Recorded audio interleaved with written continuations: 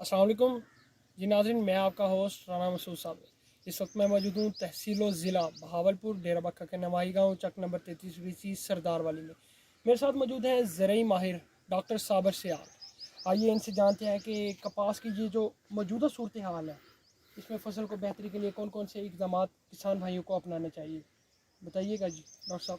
Ji, thank you very much कि आप लोगों ने आज मुझे दावत दी और मैं यहाँ पे हाज़िर हुआ हूँ 33 BC के अंदर। और स्पेशली इस वक्त हम फील्ड के अंदर खड़े हैं कपास के। पहले मैं थोड़ा सा वेयर अबाउट बता दूँ कि बहावलपुर नहीं बल्कि पूरे अगर हम देखें पाकिस्तान के अंदर जो कॉटन की काश्त हुई है, उसमें 1.5 से 2% जो है ना वो अर्ली काश्त है, जिसको हम कहते हैं कि जो अप्रैल में काश्त हुई थी, मार्च के लेके अप्रैल के फर्स्ट तक काश्त हुई।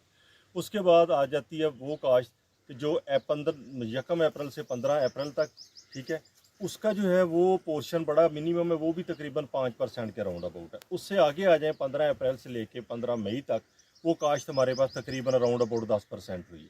उसके बाद आप आ जाएं जी दरमियान में, अगला पोर्शन हमारा बनता है जो 1 मई से लेके 15 मई तक जो पोर्शन है, उसमें मैक्सिमम जो है विंडो उसने गेन की है कॉटन की काश्त ने। और जून के अंदर या 15 मई से लेके 15 जून तक भी मतलब मैक्सिमम ये कवरेज हुई है, उसके अंदर भी मतलब लगा लें कि ये भी विंडो के अंदर आती। लेकिन जून में हमारी काश्त इसलिए नहीं हो सकी, बारिशें शुरू हो गई, फार्मर ने थ्रेट फील किया, जिस वजह से उन्होंने नहीं लगाया। तीसरा फैक्टर इसमें यह भी एक था कि फार्मर के पास क्वालिटी वाला बीज अवेलेबल नहीं था। अच्छा, अब जो आगे मौजूदा सूरत हाल, इसमें हमने देखना है जो हमारी अर्ली सोइंग है, जिसकी मैंने पहले आपसे मार्च की बात की है, मार्च से अप्रैल की बात की है। तो उसके अंदर इस वक्त क्रॉप की हाल ये है कि क्रॉप ने बॉल बेरिंग भी मतलब उसमें कह लें कि टिंडे भी उठाने शुरू कर दिए हैं, फ्लावरिंग भी, और क्रॉप माशाल्लाह ठीक हेल्थ में भी जा रही है। उस पर को थोड़ा बहुत कहीं जेसड़ का अटैक आया, कहीं वाइट फ्लाई का अटैक है, तो उसके लिए आपको रेमेडीज़ करने की ज़रूरत है। फिर हम आ जाते हैं मैक्सिमम विंडो जिसके अंदर ज़्यादा काश्त हुई है, जो जिसमें ये भी शामिल है।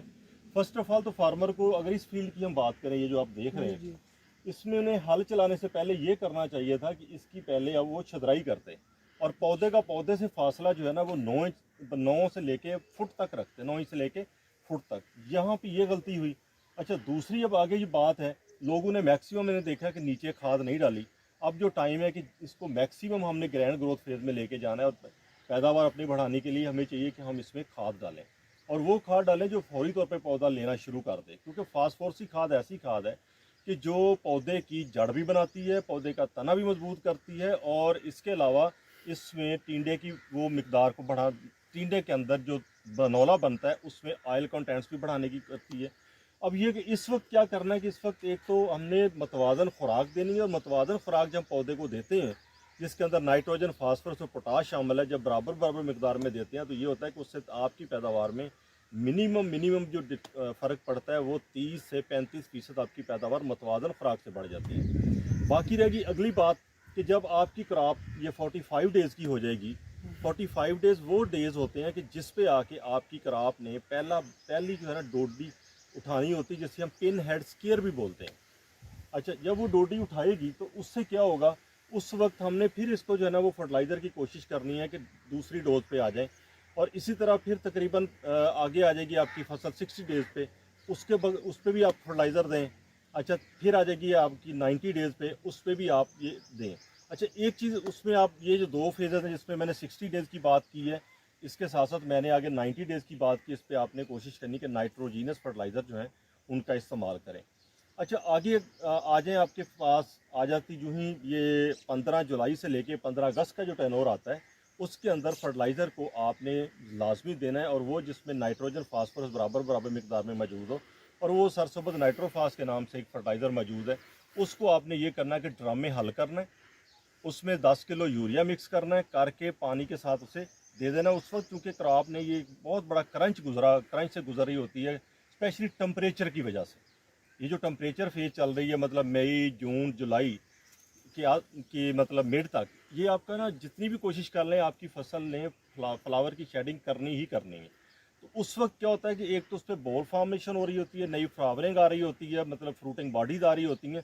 उस स्टेज पे जब आप ये फर्टिलाइज़र की एप्लीकेशन करेंगे तो आपकी क्रॉप के अंदर एक नए सिरे से जान डल जाएगी।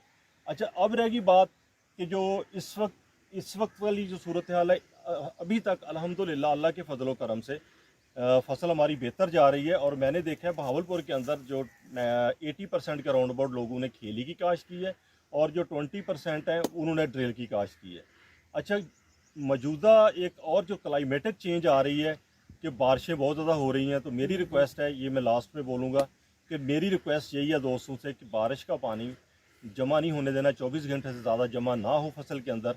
और ये खेली वाली काश्त में ज़्यादा इजी होता है बाहर निकालना, लेकिन ड्रिल काश्त में भी ये ज़हन में रखें कि जब अगर आपने उसे शुमालन जुनूबन काश्त किया हुआ होगा तो उसमें ये आपको एज होता है कि एक साइड पे उसको पानी निकाल सकते हैं मतलब। और रहेगी बात के चूँकि ज़मीनी बात आ गई पानी की, ये भी मैं थोड़ी सी करता चलूँ कि क्रॉप जब आपकी पानी मांगे तब ज़रूर दें, अगर नहीं मांगती तो देने की ज़रूरत नहीं है। मतलब वत्तर कंडीशन में क्रॉप आपकी हो तो उस वक्त देना है पानी, जबकि जब तर वत्तर में हो तो पानी देने की ज़रूरत नहीं है। वत्तर को चेक करने का बेहतरीन फार्मूला ये है, ये मेरे पास मिट्टी है फ़र्ज़ करें, ये मैंने उठा ली, ठीक है।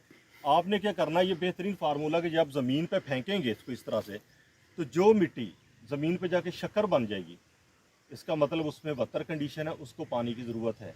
और अगर वो ढेले बन जाते हैं जस्ट लाइक दिस, ये जो है ढेले बन जाते हैं इस तरह से, तो वो आपको पानी की मतलब ये कह लें कि ज़रूरत नहीं है। बाकी और भी तरीके हैं कि जी फसल में जाएं और देखें पत्ते हैं फूल हैं, क्योंकि इस पर फूल तो नहीं है ना पत्ते हैं, और मत पत्ते तो हैं लेकिन फूल नहीं है। तो इस हवाले से आपने ये चीज़ें ज़हन में रख के डिसीजन लेना, तो इंशाल्लाह you will get bumper prize. अच्छा, आप ये बताएं कि ये जो मौजूदा सूरत हाल है इस वक्त, जो फसल जिस फील्ड में हम खड़े हैं, इसमें किसान भाई को कौन कौन सी फर्टिलाइज़र यूज़ करनी चाहिए इस सूरत हाल में? जी, एट दिस स्टेज मैं दोबारा फिर रिपीट करूंगा कि पहली बात है छदराई करें, अच्छा, ठीक ताकि है। जो पौधे हमारे ज़रूरत के हैं वो रहें और जो गैर ज़रूरी हैं वो चले जाएं।